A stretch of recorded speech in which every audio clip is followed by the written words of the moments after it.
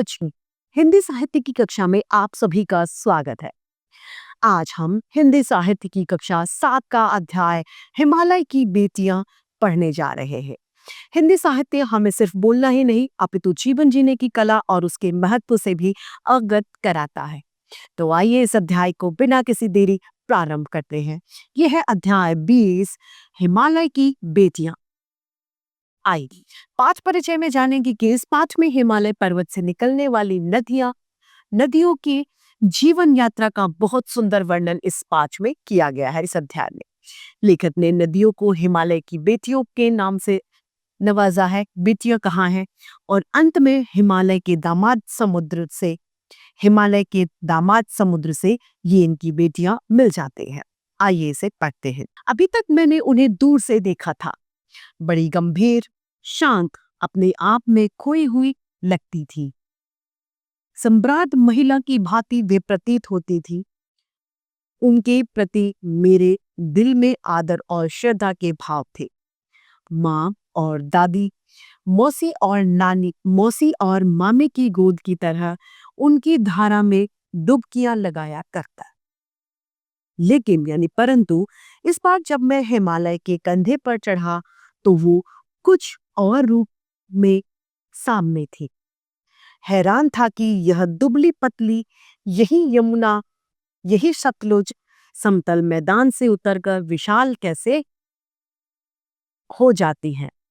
इनका उछलना और कूदना, खिलखिलाकर लगातार हंसते जाना, इनकी यह भावभंगी, इतना यह उल्लास कहाँ गायब हो जाता है मैदान में जाकर। किसी लड़की को जब मैं देखता हूँ, इसी कली पर जब मेरा ध्यान अटक जाता है, तब मैं इतना कौतूहल और विस्मय नहीं होता जितना कि इन बेटियों की बललीला देखकर मैं होता हूँ। कहाँ ये भागी जा रही है, यानी जो ये नदियां हैं, गंगा, सतलुज, ये सब कहाँ भागी जा रही हैं? वह कौन लक्ष्य है जिसने इन्हें बेचैन कर रखा है? अपने महान पिता का विराट प्रेम पाकर भी अगर इनका हृदय अतृप्त तृप्त नहीं हो रहा, तो वह कौन होगा जो इनकी प्यास मिटा सकेगा? यानी इनका आखिरी लक्ष्य क्या है? इनकी प्यास आखिर कैसे मिटेगी? बर्फ,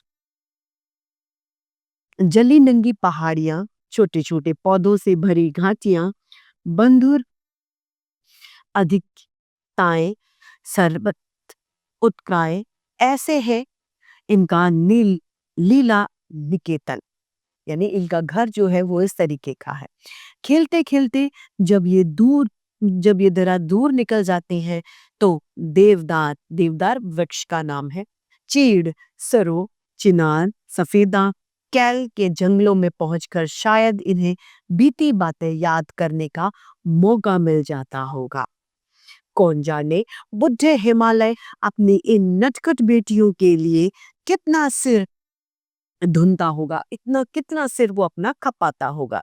बड़ी बड़ी चोटियों से जाकर पूछिए तो उत्तर में विराट मौन के सिवाय उसके पास और रखा ही क्या है? मतलब हिमालय में शांति के अलावा उसके पास में, हिमालय के पास में आखिर बचा ही क्या है?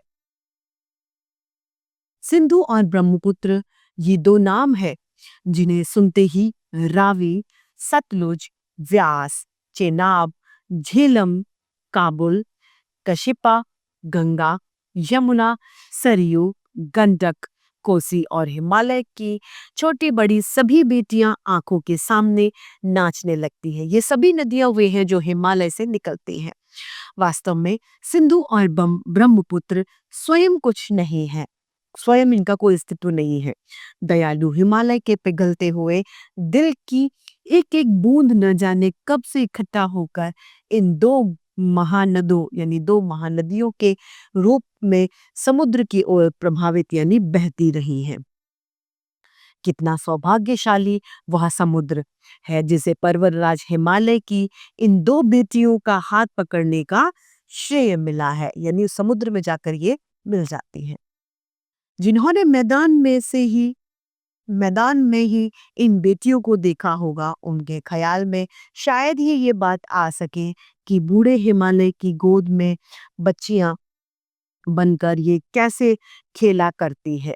माँ बाप की गोद में नंग धड़ंग होकर खेलने वाली इन बालिकाओं का रूप पहाड़ी आदमियों के लिए आकर्षक भले ना हो, लेकिन मुझे तो ऐसा लुभावना प्रतीत होता है वह रूप की हिमालय को ससुर और समुद्र को उनका दामाद कहने में कुछ भी मुझे झिझक नहीं होती। यानी हिमालय भी नदियों के पिताजी हैं और समुद्र जिनमें जाके नदियां मिल जाती है वो उनके हिमालय के दामाद हैं।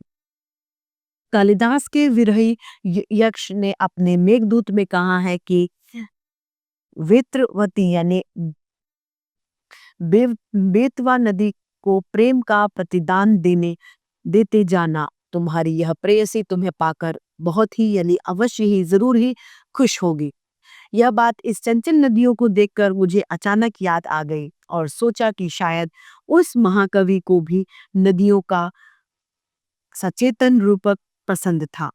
दरअसल जो भी कोई नदियों को पहाड़ी घाटियों और समतल आंगनों के मैदानों में जुदा जुदा शक्लों में देखेगा, वही इसी नतीजे पर पहुंचेगा। काका कालेकर ने नदियों को लोग माता कहा है, लेकिन माता बनने से पहले हम इन्हें बेटियों के रूप में देख ले तो क्या हर्ज है। माँ तो तभी बनेगी जब कोई किसी की बेटी होगी। और थोड़ा आगे चलिए, इन्हीं में अगर हम प्रेयसी की भावना कहे तो कैसा रहेगा। ममता का एक और भी धागा है जिसे हम इनके साथ जोड़ सकते हैं। बहन का स्थान कितने कवियों ने इन नदियों को दिया है।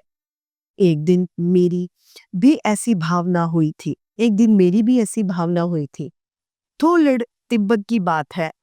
मन उचट गया, यानी मन थोड़ा सा घबरा रहा था, लग नहीं रहा था, तबीयत झीली थी। सतलुज नदी के किनारे जाकर मैं बैठ गया। दोपहर का समय था। पैर लटका दिए पानी में। थोड़ी देर में उसे प्रगतिशील जल में असर डाला। जो जल बह रहा था उसने मुझ पर असर डाला। मेरा तन और मन ताजा हो गया और मैं लगा गुनगुनाने, यानी उस नदी में पैर डालने से उसकी तबीयत ठीक हो गई और मन और तन दोनों ही उसकी ताजगी महसूस करने लगे। और वो गाना गाने लगा, जय हो सतलुज बहन तुम्हारी, लीला अचरज बहन तुम्हारी। यानी आप सतलुज नदी की जो उसने तुलना अपनी बहन से कर ली, यानी उन्होंने अपनी बहन नदी को मान लिया। हुआ मुदित तन मन घटा खुमारी, जाऊं मैं तुम पर बलिहारी। मेरा मन जो है वो हरा भरा हो गया, खुश हो गया, मैं तुम पर बल जा रहा हूँ। तुम बेटी यह बाप हिमालय, तुम बेटी हो हिमालय की, चिंतित पर चुपचाप हिमालय। चिंतित है हिमालय लेकिन फिर भी चिंता होने के बावजूद भी वो चुप है। प्रकृति नदी के विचित्र पथ पर अनुपम अद्भुत छाप हिमालय, जय हो सतलुज बहन तुम्हारी। तो सतलुज की यहाँ पर गुणगान कवि ने उस नदी के किनारे बैठकर किया। इस पाठ के रचयिता हैं नागार्जुन। तो आज की हिंदी साहित्य की कक्षा यही समाप्त होती है। फिर से आपके समक्ष ऐसे रोचक अध्याय लेकर प्रस्तुत होते रहेंगे। आज के लिए इतना ही। धन्यवाद।